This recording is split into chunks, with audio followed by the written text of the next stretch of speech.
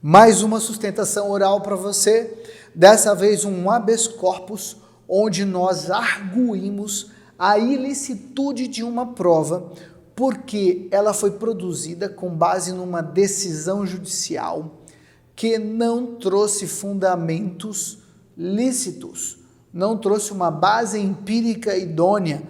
Por quê? Porque não houve a identificação da paciente na decisão judicial.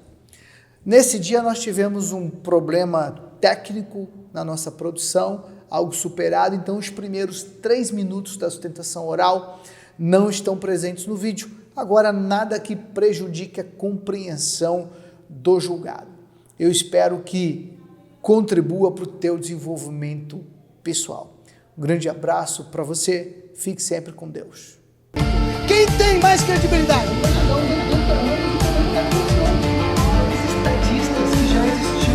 Se houve a prescrição ou não. A sentença condenatória para o Ministério Público. Qual é a conduta do investigado para justificar a quebra do seu sigilo telefônico? E na decisão proferida pelo juízo, está presente nos autos, está presente nos memoriais que foram entregues ontem a vossas excelências, Dr. Pedro e Dr. William, de forma pessoal. Dr. Sérgio ainda não estava no gabinete, mas nós deixamos memoriais lá. O juízo da primeira vara criminal, ele transcreve exatamente o que está presente no texto da representação do delegado de polícia do NUROC. Eu peço vênia para ler um trecho da decisão, onde ele diz que, em relação aos nomes Dadá, Leide, Dario, Roger, DJ Bismarck, Silas, Patrícia e Fernando, foi passado pela equipe do Departamento Especializado de Investigações Criminais, o DEIC, a qual vem monitorando esta organização criminosa em suas operações. O interessante é que a representação do delegado de polícia, do Ministério Público e a decisão judicial, ela só nasce, ela só existe juridicamente depois da atuação da paciente como advogada. Percebe-se claramente, desembargador William, que essa decisão, que esse mecanismo de interceptação, ele foi usado para grampear a advogada e tentar alcançar mais informações sobre a atividade daquela organização. Isso é extremamente ilegal, extremamente grave, porque além da Constituição Federal garantir que nós somos instrumentos da justiça, nós temos o Estatuto da Advocacia, que muitas vezes parece que é um folhetim de parente, que ninguém lembra que ele existe, que garante ao advogado a privacidade das suas comunicações. Agora, para burlar a garantia legal, ele joga ali Patrícia. Patrícia, ele não diz nem Patrícia de tal, Patrícia. O juiz não sabia nem quem ele estava grampeando. E aí vem o problema, desembargador William. Doutora Patrícia não virou ré nessa ação penal.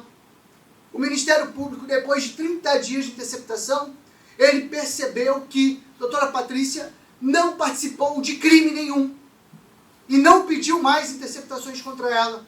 A ação penal não foi proposta contra ela, doutor Sérgio. Mas o que acontece? 3 anos depois, o Ministério Público começa a fazer uma expedição de pesca probatória. O que se tem falado muito no meio acadêmico de Fishing Expedition. Começa a procurar em todo o conteúdo que ele tem dentro do Ministério Público. Ele não procura nos autos, não. Porque ele tem essas gravações dentro do Ministério Público. E ele começa a pensar problemas, começa a pensar conteúdo para poder propor ação penal contra a doutora Patrícia. Isso por quê? Revanchismo. Revanchismo porque doutora Patrícia alcançou a liberdade numa outra ação penal a qual ela está investigada e está se defendendo. Liberdade alcançada por meio de um habeas corpus dentro desta corte, a segunda Câmara Criminal. E aí fica tudo muito estranho. Depois que ela alcança a liberdade, o Ministério Público começa a trazer conteúdo novo contra ela. Totalmente sem contemporaneidade. Como é que você vai mexer numa prova que já foi produzida 3 anos atrás? E é por isso que depois de 3 anos, infelizmente, nós temos que vir a essa tribuna para defender que essa decisão foi ilícita. Que essa decisão nós temos conhecimento sobre as limitações da ação constitucional de habeas corpus. Que ela não nos permite um aprofundamento na prova, no exame da prova. Agora, desembargador William, aqui a situação é diferente. Vossa Excelência não precisa examinar a prova. É um desafio. A simples leitura da ordem judicial que determina a quebra do sigilo telefônico elucida a total ausência de fundamentação jurídica e fundamentação de fato. Uma leitura simples, que qualquer cidadão pode fazer, não precisa ser jurista. Ele vai perguntar, por que Patrícia está sendo investigada? Por que Patrícia tem o seu sigilo telefônico quebrado? A situação é gravíssima e ofende o Estado de Direito.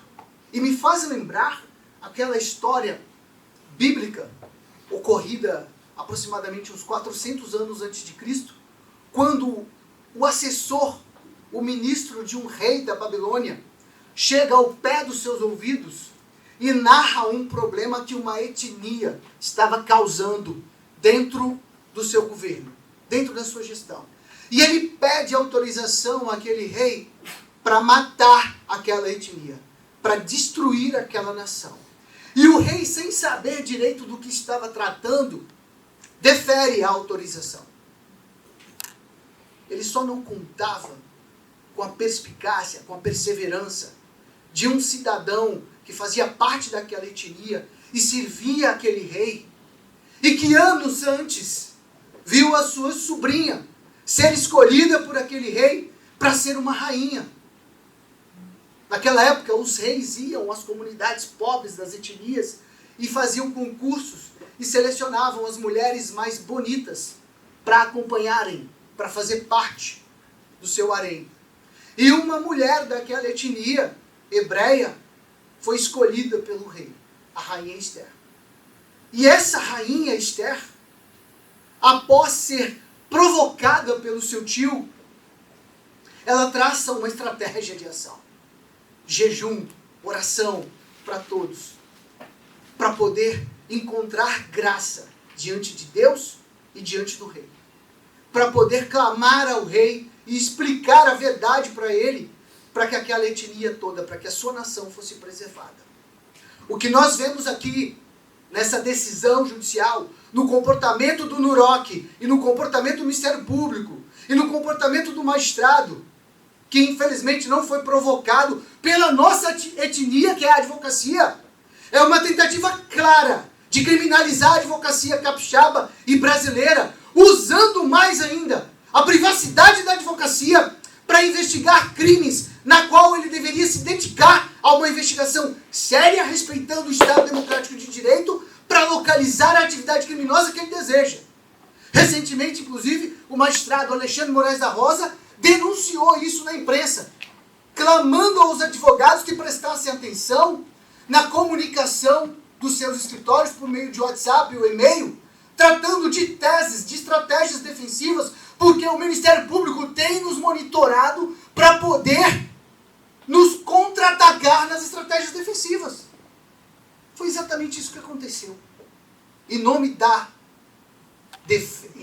defesa da sociedade, o Ministério Público pensou que ele poderia usar e destruir a advocacia. Pensou que os fins justificassem os meios. E pediu uma ordem absolutamente ilegal para alcançar uma interceptação telefônica. Nosso objetivo hoje, eminente relator, é a concessão da ordem para que a decisão judicial seja declarada nula. E, por consequência, a prova produzida por meio dela seja declarada ilícita e seja retirada daqueles autos. Precisamos dessa declaração de ilicitude para preservação do Estado Democrático de Direito. Eu agradeço toda a atenção dispensada e peço desculpas pela intrepidez. Pois não, doutor. Como sempre proceda, havendo sustentação, peço retorno dos autos para apreciação integral dos argumentos produzidos. O 29